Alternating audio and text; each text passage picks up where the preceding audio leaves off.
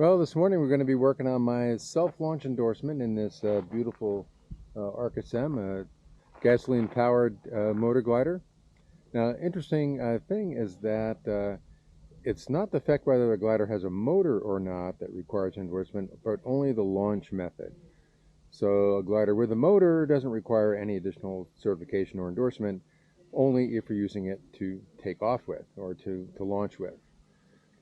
And that doesn't require a check ride in the United States, only instructor's endorsement that the applicant is or the person is proficient in the self-launch procedure. So there's a lot more to it than just a self-launch. When the motor is up, it creates a tremendous amount of drag. So this 60-to-1 glider turns into a 16-to-1 glider, and so we have to plan for that at all times because the motor doesn't necessarily start 100% of the time. It can fail, and there can be issues. So we have to always prepare for that. And of course, there are limitations and procedures to follow for everything that has to do with it. So we're going to work on that for me today, and come on along. Let's learn. The definitive guide to motor gliders for both self-launch and sustainer types is Eric Greenwell's Guide to Self-Launching Sailplane Operation.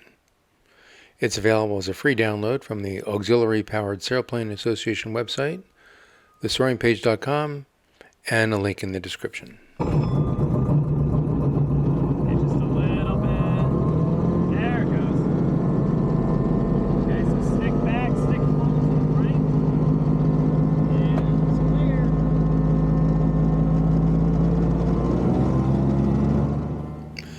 The takeoff is pretty straightforward. Full throttle is applied, and starting with negative flaps and then bringing to positive once good roll control is established. It is loud, and headsets are robust.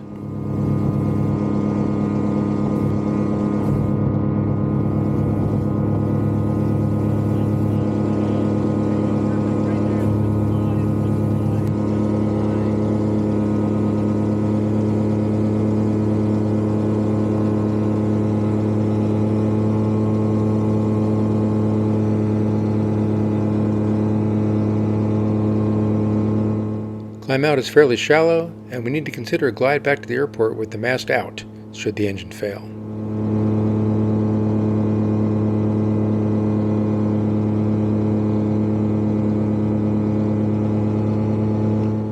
The landing gear is electrically operated with a switch on the panel. Red light, gear up.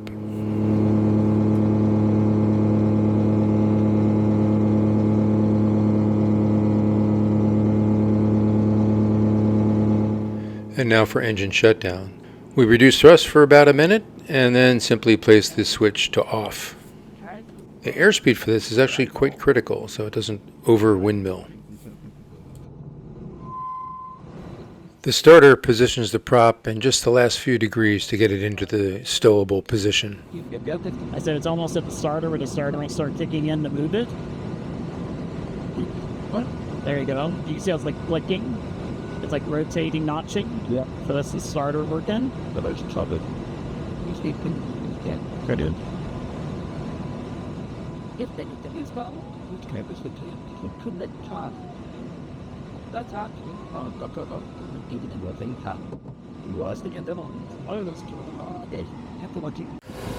Once the engine was shut down, Garret offered some thermaling tips.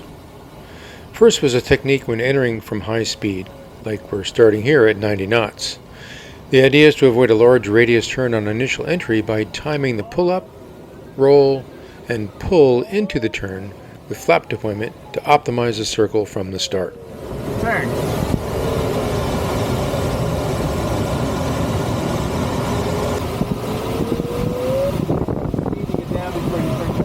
Yeah. And then I'm waiting to actually pull in the turn until I've slowed down. Okay. Right? You hit start, roll like you're doing an aerobatics. Pull, stop, roll, and then pull. No elevator until I've slowed. Because if not, we make like a big J, right? And then you started your turn like way out of position. Then while circling, the timing of the bank angle changes for centering and yaw string position. So you need to wait about 1 second before you start your shallowing.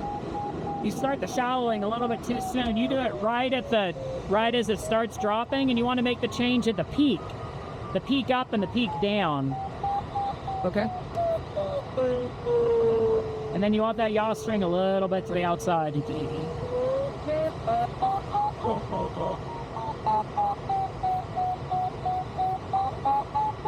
There you go. And leaving the thermal to accelerate through the center of lift of the thermal before exiting into the surrounding sink.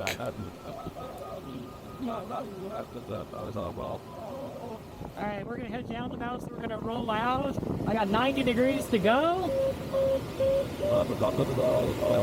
Let it through the thermal.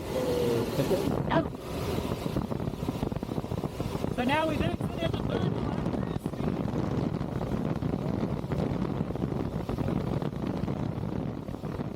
And now we'll get a restart and a shutdown. And we'll see it's not always as easy as it seems. Should we do a restart? We'll get a little closer. Yeah. All right, your glider. Right at the glider.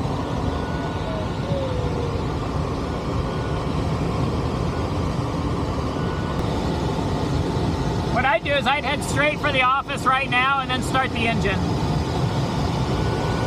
All right, so we got to slow down. Yep, so slow down, so pitch up, use all your altitude here, and then you can put it into 2, and yellow switch up, nose down, don't stall.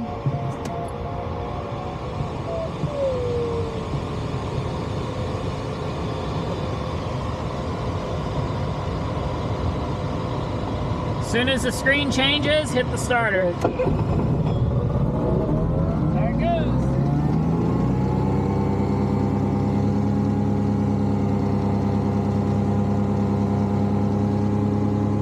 Slow down.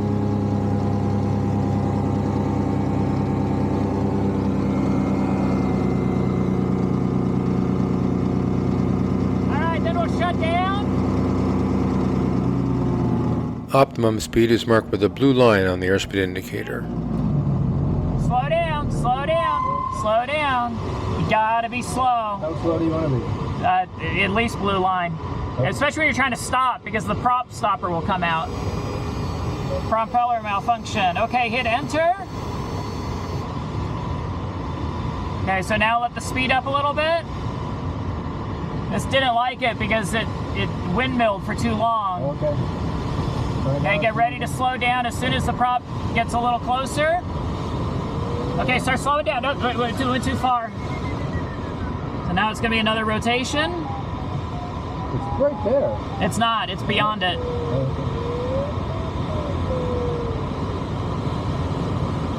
How fast do you want to go? Just enough to start getting it to move again. And slow down. Maybe the brake's holding it.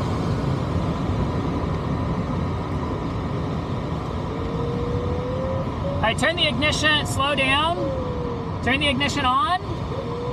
And then turn the ignition off. Okay, it's off. Okay. Now let's see if it'll reset. Stay slow, stay slow.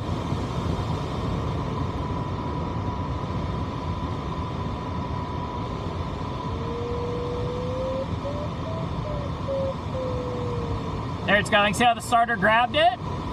And now it's centered. And now it's going down. That was a little bit of a fight. So you gotta be slow because it's pulling the brake and it pulls it so hard, and then the arm comes out and you'll knock the arm off, and there's a $300 screw up for going 5 knots too fast.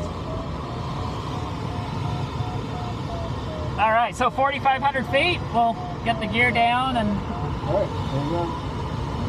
1, 2.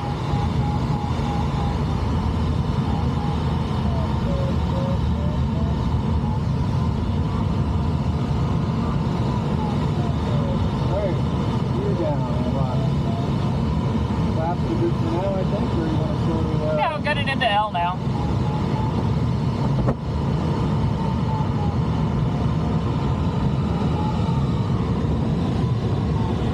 You did about 5 knots southwest at 10. First 10. What do you want to do for first speed? 60? 62, yeah.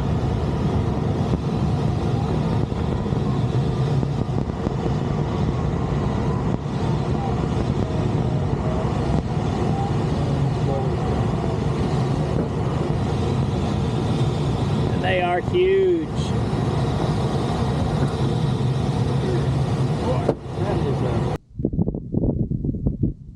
Well, that was really fun. I'll tell you what really struck me was how critical the airspeed was for engine shutdown and startup and operation. And if you weren't at the right airspeed, it would not shut down properly. It could have problems, starting up with the windmilling prop and the like. And just how much altitude you need to allow if things don't go right.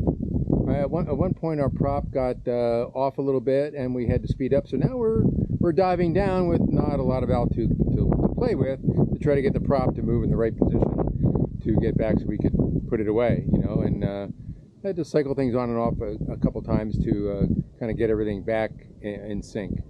Of course, at that point, we may have been able to restart the engine and then kind of start all over again. But it's a little more complicated, need a little bit more babysitting. I thought that was a very interesting aspect. So, that was a really great experience, and I hope to fly self-launch again sometime soon. Thanks for coming along. Let's see you later on another soaring adventure.